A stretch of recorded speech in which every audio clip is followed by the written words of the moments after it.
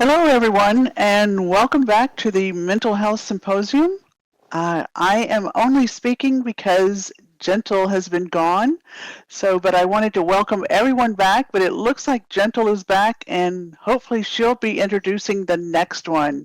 But I just want to say thanks, everyone, for sticking around and hanging in there with us. We're doing great. Um, I want to introduce Tarquin Evermore, who will be introducing the next speaker. So thanks again, and it's all yours, Tarquin. Thanks so much. My name is Tarquin Evermore, also known as Zombie Doggy. I'm a person with disabilities and a proud member of Virtuality Island. I remember the fears of terrorism after the 9/11 attacks. People are becoming more and more afraid of a form of terrorism that is just as concerning, cyberterrorism. The person who I'm introducing, Dr. Mustafa Demir, is an associate professor at John Jay College of Criminal Justice, which is a part of the City University in New York. He is particularly interested in law enforcement and police community relations. He has 20 years, he has 20 years law enforcement and experience as a police officer, have working for both United Nations and the Organizations of Security and Cooperation in Europe. He will present about the fears of terrorism and cyberterrorism, which emphasis on the effects of trust in the government and counterterrorism laws and policies. So enough from me. Welcome to the stage, Dr. Mustafa Demir, and I apologize if I mispronounced your name.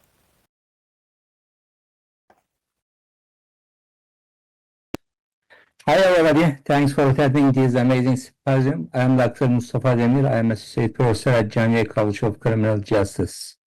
Today I'm going to talk about the effect of trust in government, counterterrorism policies and counterterrorism laws on both fear of terrorism and cyberterrorism. Next slide.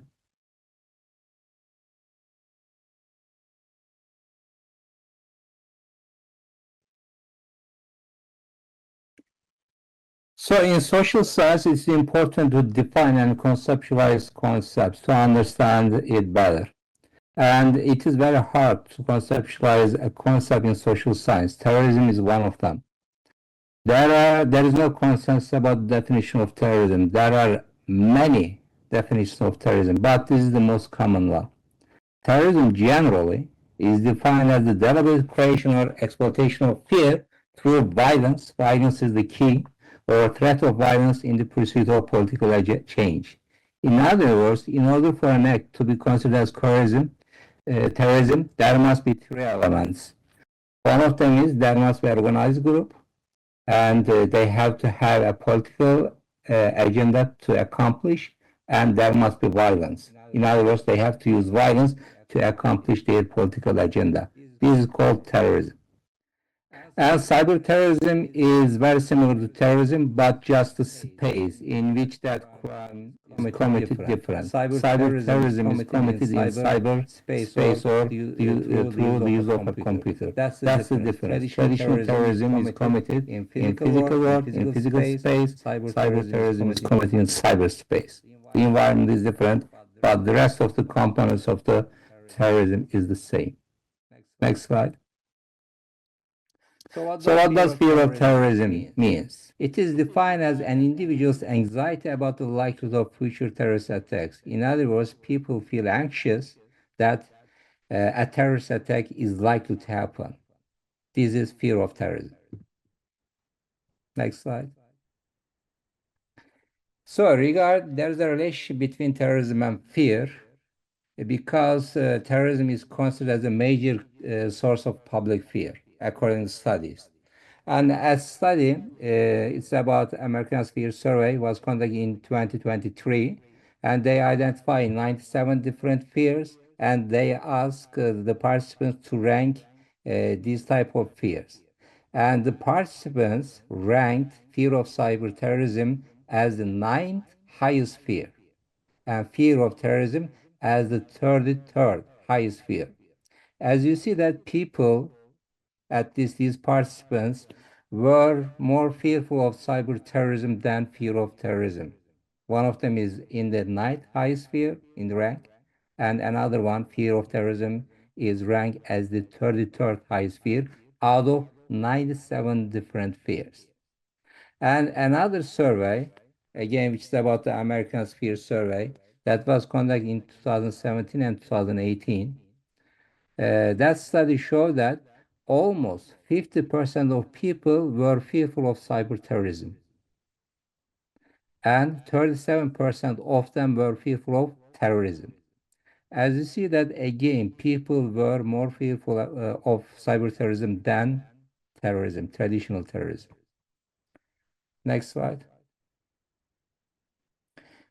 Also, the studies show that fear of terrorism and cyber terrorism is correlated with higher levels of stress, anxiety, unsafe behavior change, which means that when people feel, when people are fearful of terrorism, any kind of terrorism, cyber terrorism or traditional terrorism, they feel stressed, they feel anxious, they feel unsafe, and they change their behavior. That's what the studies show. So in other words, terrorism, fear of terrorism has effect on people's behavior and their level of stress, their level of anxiety, and their level of feeling safety. Next slide. In my study, I use institutional trust theory as a theoretical framework developed by Zucker in 1980s. The scholar, Zucker, defined trust as a set of expectations shared by all those involved in exchange. And according to that theory, trust has two dimensions, calculative and relational. Calculative trust refers to a government's ability and capacity to prevent its citizens from any danger. Relational trust refers to shared values between citizens and government. Next slide. So there are a few studies about that, the effect of relational trust and calculative trust on terrorism. One of the studies shows that relational trust in government reduces fear of terrorism. This is just a traditional terrorism, not cyber terrorism. That study just focuses on traditional terrorism. Also, that study found that relational trust influences calculative trust. As I said, trust has two dimensions, relational trust and calculative trust. Also, there is a relationship between these two types of trust. And that study shows that relational trust influences calculative trust. Also, the same studies found that the influence of relational trust on fear of terrorism is mediated by calculative trust. In other words, relational trust influences calculative trust, and calculative trust influences fear of terrorism. Next slide. And there are two studies conducted in the US. One study found that trust in government didn't have any significant effect on fear of traditional terrorism. That study included more than 8,000 participants. Another study included more than 500 undergrad students, and that study found that trust in government, more specifically calculative trust, significantly reduced fear of terrorism. The results show that these results are mixed. One study found trust in government has significant effect on fear of terrorism. Other, however, didn't find any significant effect on fear of terrorism. But the population was different. The first study included general population, The other study just included undergrad students. And another study regarding my topic was conducted in the Netherlands in Europe. And that study found that both trust in government and relational trust in government significantly reduce fear of terrorism. Also, they found that calculated trust in government on fear of terrorism was less strong compared to the relational trust. And relational trust in government fully mediate the effect of trust in government on fear of terrorism.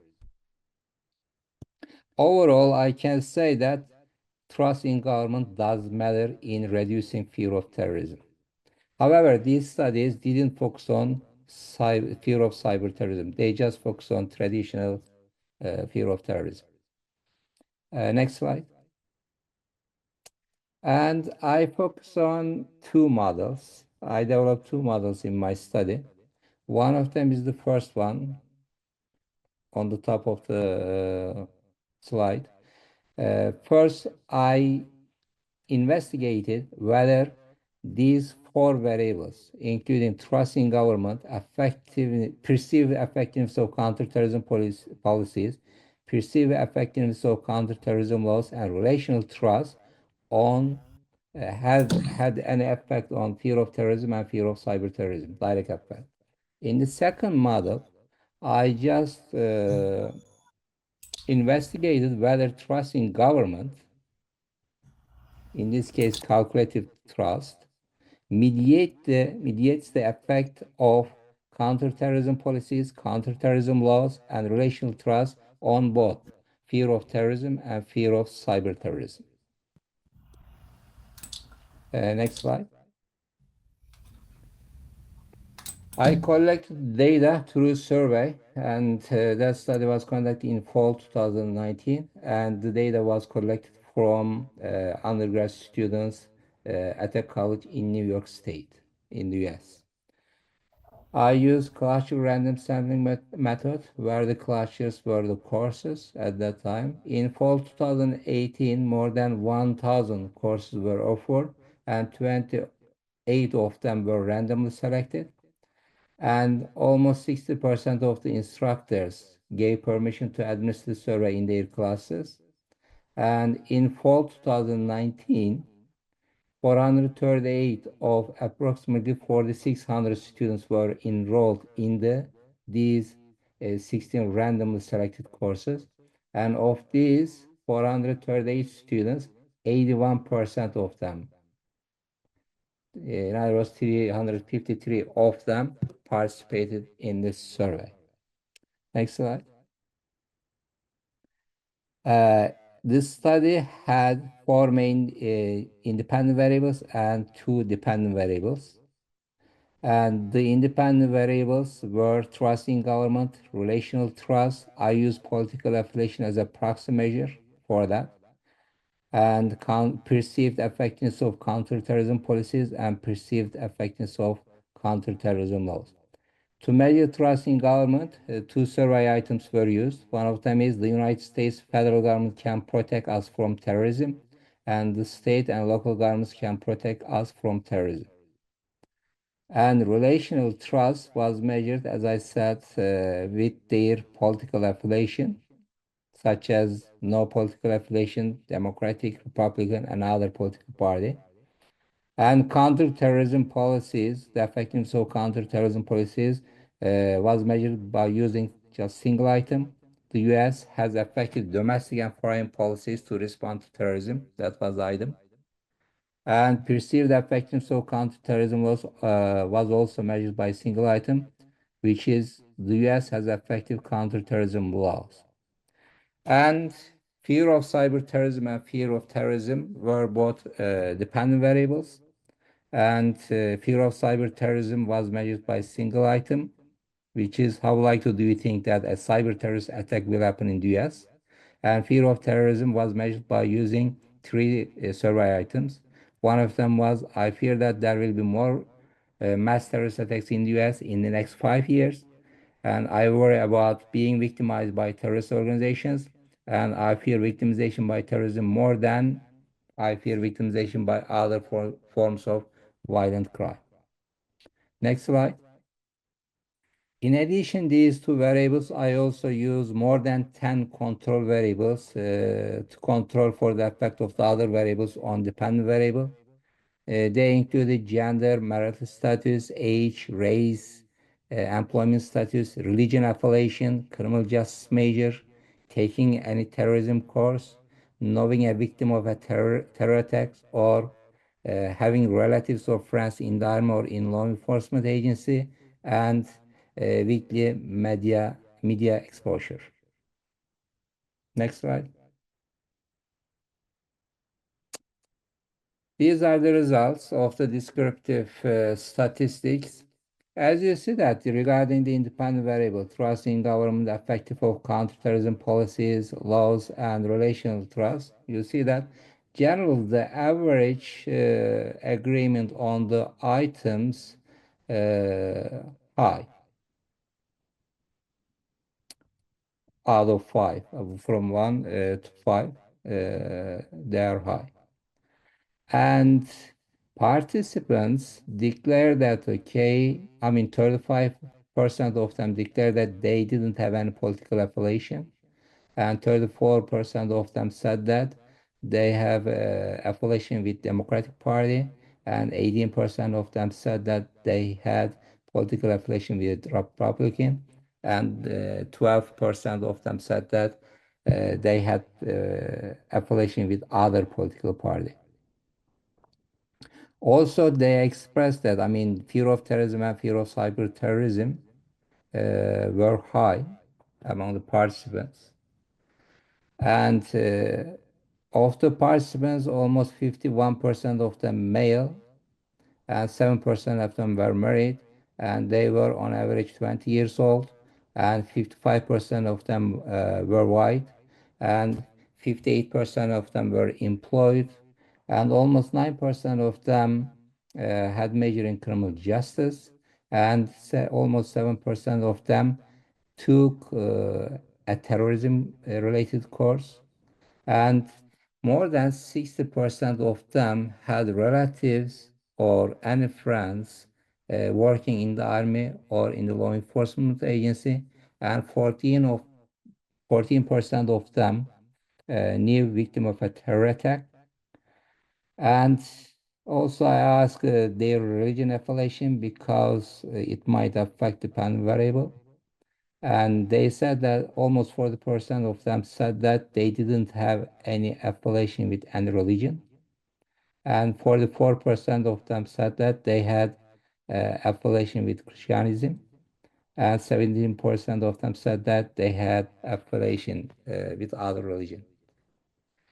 And weekly media exposure is also important because generally our perceptions are shaped by what we read, and media is one of them.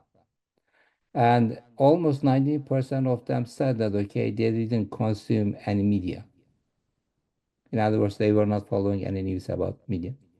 And 60% of them said that they spent between 1 and 5 hours weekly on following the news on the media. And 12% of them said that they spend between 6 and 10 hours per week on media. And just 9% of them almost said that they spend 11 hours and more following the media. Next slide. And these are the results. This is the first model. The results show that, okay, just trust in government among the 4 independent variables, just trust in government, which is calculated trust, has significant effect on fear of terrorism and fear of cyberterrorism. More specifically, as trust in government increases, fear of terrorism and fear of cyberterrorism significantly reduced.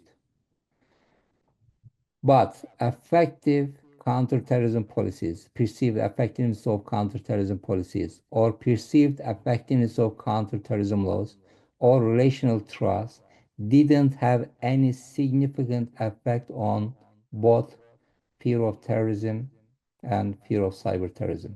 Just trust in government calculated trust in government has significant effect on the outcomes.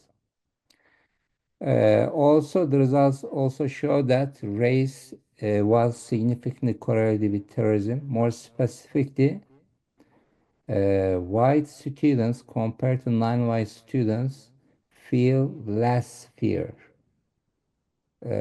about terrorism, both of them. And age and victim media exposure were significantly correlated with fear of cyberterrorism.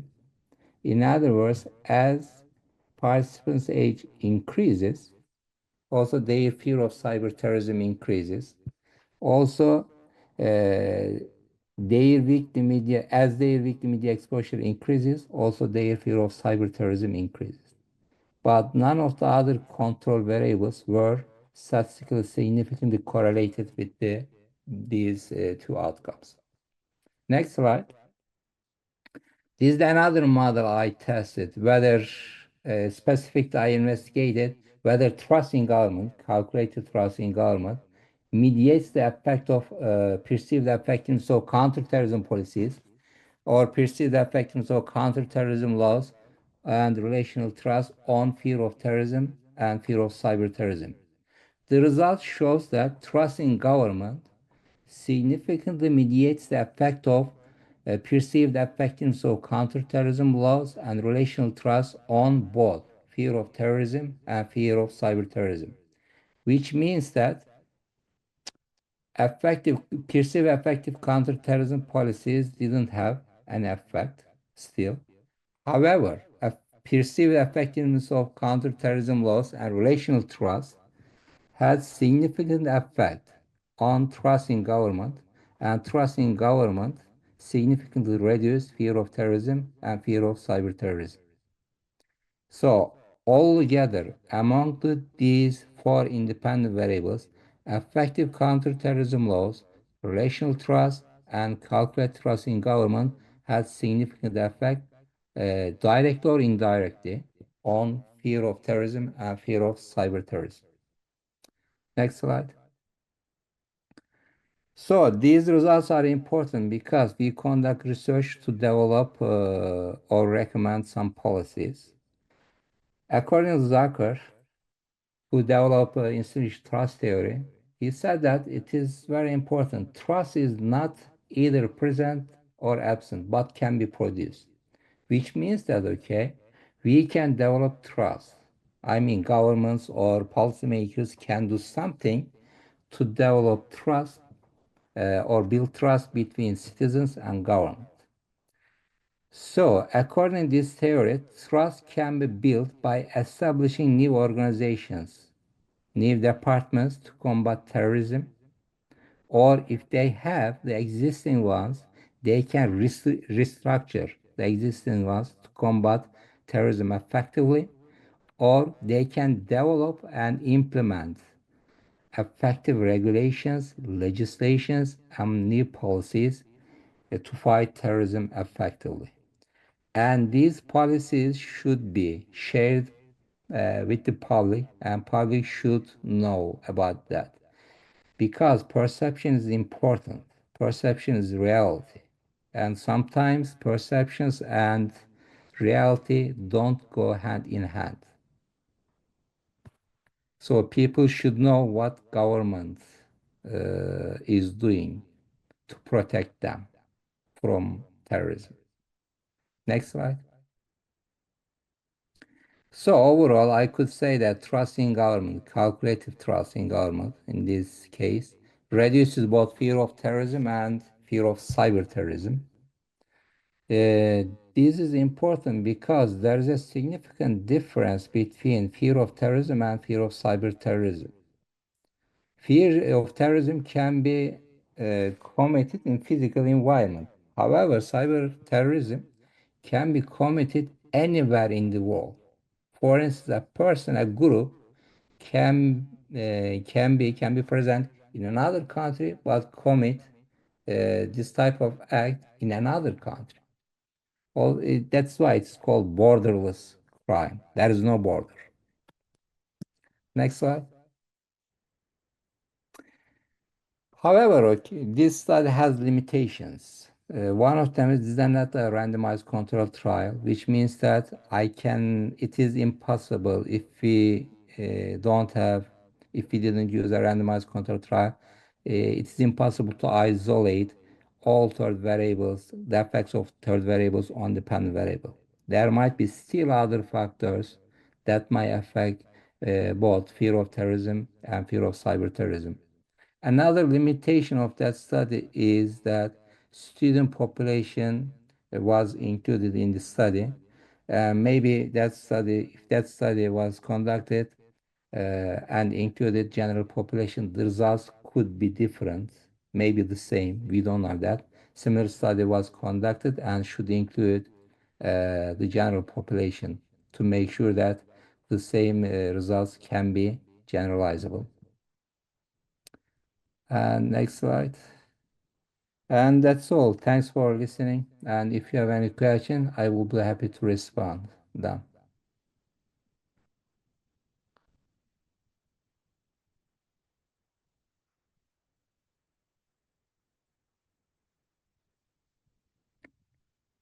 So I think there is a question, how do you get policymakers to pay attention to your research? That study was published already in a journal. And generally in the US, there is a department, they collect research related to terrorism. And I am pretty sure that they read and they do something, but specifically regarding my research, I don't know.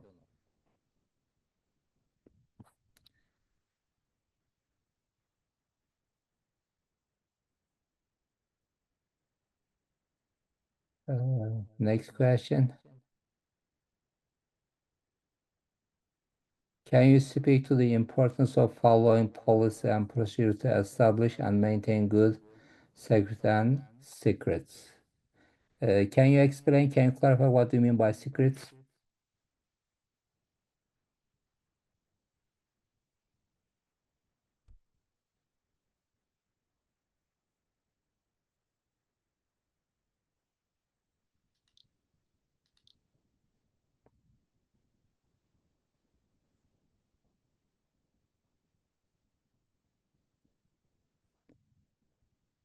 I see. There are different policies and procedures, but I mean, most of them could be shared by the public. I mean, they are not secret, okay? They are not going to tell what they do, okay?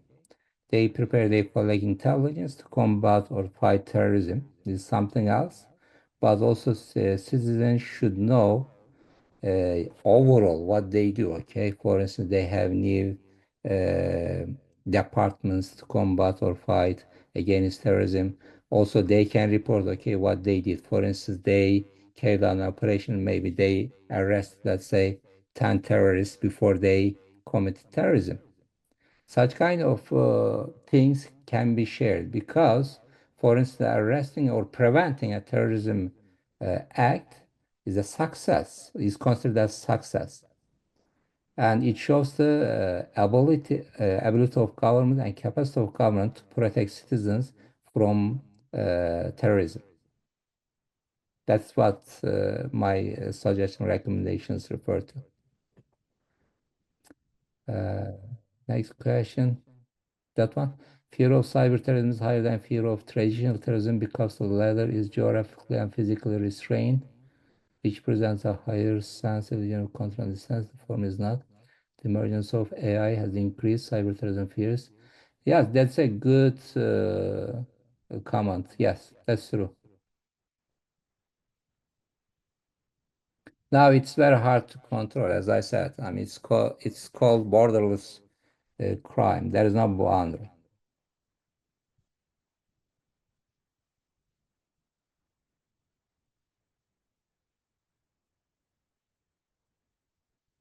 Another question?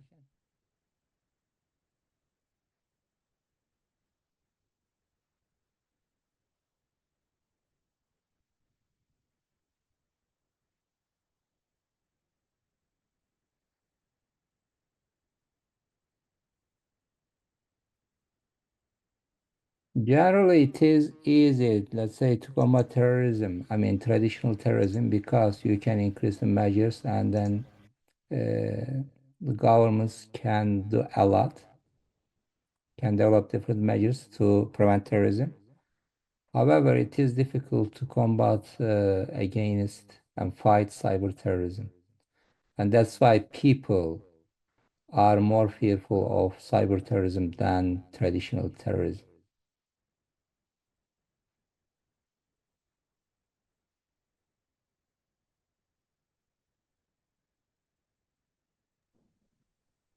Thank you, Dr. Demir. Now, one more thing I would like to emphasize. International cooperation is vital about that, and general governments try to cooperate with each other. They share intelligence with each other, or if they identify something happening in another country, they contact with their counterparts in another country to catch those criminals. I mean, generally, I could say that the government officials, do their best to prevent and combat and fight terrorism.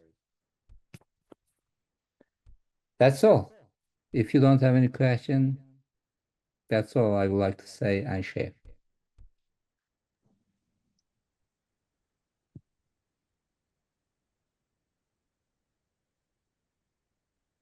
Thank you. You're welcome. And